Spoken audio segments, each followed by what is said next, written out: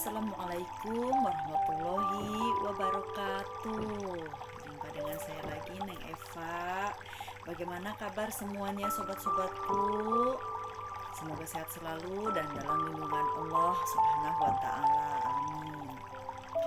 Nah, konten kali ini saya akan melanjutkan yang kemarin ya, atau yang tadi karena syutingnya kemarin jadi diuploadnya hari ini. Tentang ibadah batin untuk penyucian jiwa ya, untuk penyucian hati.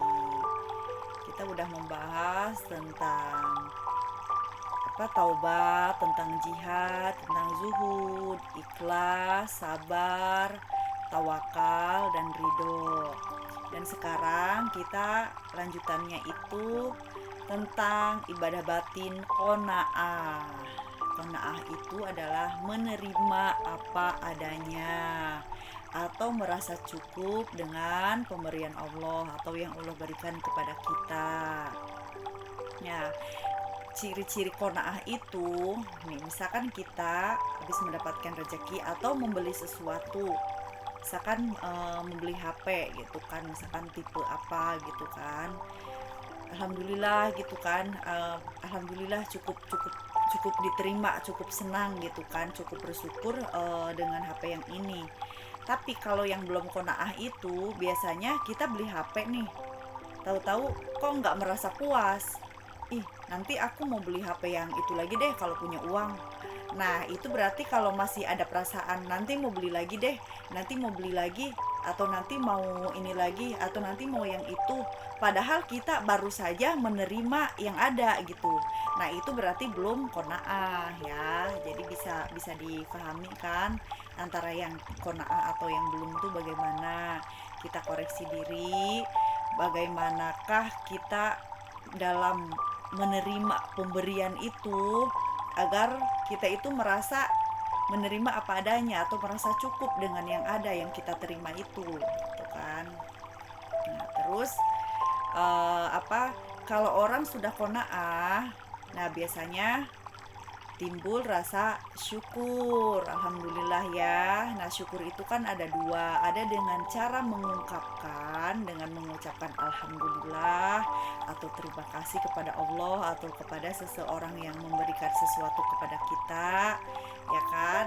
Karena seseorang yang tidak berterima kasih kepada manusia itu kan berarti tidak berterima kasih kepada Allah. Nah, jadi ada dua, syukur itu melalui pengungkapan atau melalui tindakan. Misalkan kita mendapatkan rezeki, nah terus rezeki itu karena lebih dan kita merasa cukup, kita berikan kepada yang lain, kita sedekahkan gitu. Itu juga bentuk rasa syukur ya. Jadi ada dua, ada pengungkapan, ada tindakan. Nah, terus yang selanjutnya ada waro. Waro atau wirai ya, kalau dalam bahasa Jawa wirai, kalau bahasa Arabnya waro. Waro itu adalah teliti atau hati-hati atas kehalalan atau keharaman sesuatu benda atau suatu makanan atau apapun yang kita terima. Nah, biasanya kadang-kadang kan kalau kita, apalagi ini di Jakarta ya, maaf ya, di Jakarta itu kan banyak makanan yang produksi orang-orang non muslim gitu kan, ada yang menggunakan minyak babi gitu kan, atau daging-daging non halal lainnya. Kita kan nggak tahu, kadang-kadang kita kan asal makan, yang penting enak. Nah, biasanya kalau waro itu ditandai dengan ya kita teliti gitu dengan makanan itu. Jadi kadang-kadang sebelum kita mau makan, ini apa, oh ini daging apa, kita kan nanya dulu kan, ini daging apa gitu. Kalau memang jelas itu dagingnya daging apa, terus disembelihnya bagaimana, baru kita makan atau kita ucapkan bismillah gitu kan, untuk menetralkan hal yang syubhat itu agar menjadi halal. Kita baca bismillah ya, baca doa gitu kan. Walaupun misalkan daging itu ayam, karena kita nggak tahu cara motongnya, karena memang di Jakarta ini kan motong ayam itu banyak yang uh, kurang memenuhi syariat gitu kan. Jadi kita perlu teliti juga. Nah, dan ada juga yang suka pakai minyak itu ya, minyak bak gitu ya.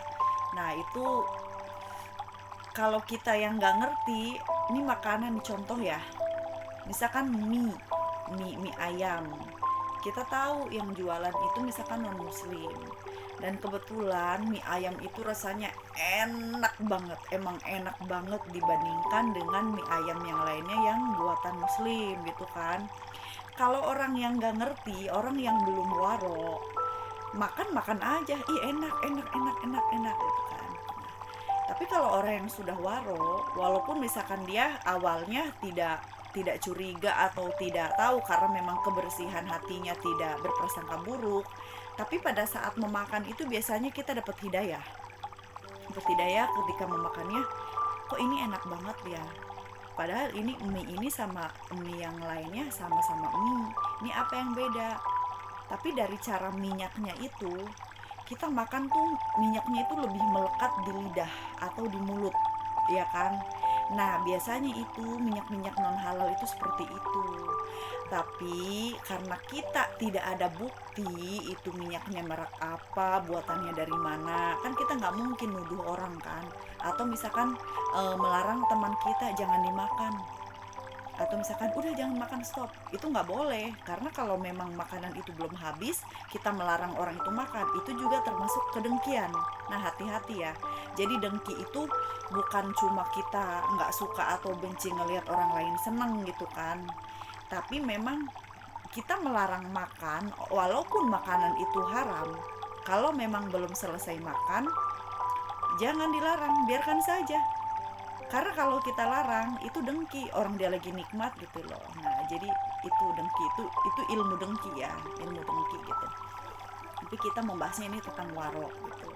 Jadi ya sudah, kalau misalkan kita udah ada rasa curiga bahwa makanan itu ada non halalnya, udah kita berhenti makan, jangan diteruskan. Jadi paling ditanya sama temen, kenapa kok berhenti makan, katanya enak. Iya nggak apa-apa, udah kenyang. Padahal ya gitu, cuman karena memang kita nggak ada bukti maksudnya ini merek apa dan ini buatan mana minyaknya, kan kita nggak mungkin, ibu ini makanannya minyaknya dari mana gitu kan, terus minyak apa, kan orang nggak mungkin ngaku, dia kan pengen laku ya kan, walau alam kan. Jadi intinya ya waro itu contohnya seperti itu, artinya kita tuh teliti gitu loh, teliti dan hati-hati atas kehalalan dan keharaman sesuatu. Nah itu namanya waro. Nah dan lanjut lagi, ada namanya tawadu. Tawadu itu artinya rendah hati. Rendah hati itu kebalikannya dari sombong atau dari ujub atau dari sum'ah, itu kebalikannya adalah tawadu. Penyakit hatinya itu sombong, ujub, ria atau sum'ah. Tapi kalau ibadah batinnya itu tawadu, ya kan. Jadi tawadu itu rendah hati. Kita itu rendah hati itu ya kita nggak merasa diri kita itu siapa gitu. Walaupun kita merasa aku punya ini, aku memiliki ini, aku punya kemampuan ini, aku memiliki skill ini, skill itu, tapi dalam hati itu kita tuh nggak merasa diri kita tuh siapa-siapa gitu. Who am I? I'm nothing gitu kan. Jadi saya itu bukan sesuatu gitu loh. Saya itu ya saya biasa aja gitu, nggak ngerasa yang gimana gitu, nggak ngerasa sombong, nggak ngerasa ujub, nggak ngerasa sum'ah. Intinya merendah aja gitu. Pokoknya saya apapun yang saya miliki itu semata-mata anugerah dari Allah gitu kan. Dan saya ini bukan siapa-siapa gitu. Nah, itu ciri-ciri tawadu ya. Terus ada juga tawadu itu kita itu selalu melihat orang lain itu lebih baik dari diri kita, ya kan? Jadi kalau misalkan ngelihat anak kecil, ya Allah, itu anak kecil itu ya masih kecil, tentu masih sedikit dosanya, sedangkan saya udah banyak melakukan dosa. Nah, itu ciri-ciri tawadu. Kalau ngelihat orang yang sebaya dengan kita, ya Allah, itu orang pintar banget, itu orang solehah banget gitu kan. Sedangkan saya sama-sama umurnya, tapi kok saya lebih banyak dosanya. Itu pasti saya banyak dosanya daripada dia, dan dia pasti lebih baik dari saya. gitu kan. Jadi selalu merasa orang lain itu lebih baik dari diri kita. Beda halnya dengan orang sombong. Kalau orang sombong selalu merasa dirinya lebih baik, lebih pintar, lebih unggul, lebih pandai, dan lebih segalanya yang mengarah ke hal situ ya. Nah, terus ada lagi kalau kita melihat orang yang sudah tua gitu kan, ya Allah itu orang sudah tua tapi soleh, taat gitu kan dalam beribadah kepadamu atau dalam berbuat baik. Tentu orang itu pahalanya udah banyak, udah menggunung pahala kebaikannya gitu. Sementara saya masih muda tapi masih banyak melakukan dosa, melakukan kemaksiatan. Tentu saja bapak-bapak itu atau ibu-ibu itu yang lebih tua dari kita itu lebih banyak pahalanya dan lebih baik daripada diri kita. Nah, kalau kita sudah punya perasaan seperti itu, selamat itu artinya tawadu. Jadi sudah memiliki ibadah batin tawadu. Tapi semua ibadah batin itu perlu diistiqomahkan. Memang susah, sulit, tidak mudah, banyak godaan. Selama hawa nafsu kita itu masih terkungkung, masih bergelora gitu kan, masih diturutin hawa nafsunya itu, ya memang sulit. Tapi kan alangkah lebih baiknya kita belajar dan terus belajar beristiqomah ya kan. Memang kadang-kadang manusia itu tidak semuanya memiliki ibadah batin yang dikuasai gitu, yang diistiqomahkan kan. Tapi ya kadang-kadang orang memiliki ciri khas gitu. Misalkan si ini mah orangnya sabar banget tapi belum tentu tawadu. Si ini mah orangnya ikhlas, orangnya suka berzuhud, berjihad gitu kan. Tapi kan orangnya belum tentu tawakal gitu. Ada yang orangnya ini tawakal, sabar, tapi belum tentu waro gitu. Jadi orang ini waro gitu kan, tapi ya masih suka melakukan kemaksiatan yang lainnya misalkan. Jadi semua orang itu nggak ada yang sempurna, tapi kalau kita bisa menata hati kita untuk lebih baik lagi, alangkah lebih baiknya kita istiqomah dalam beribadah batin ya. Oke, segitu aja. Mohon maaf kalau banyak kekurangan. Minal aidin wal faizin. Mohon maaf lahir dan batin.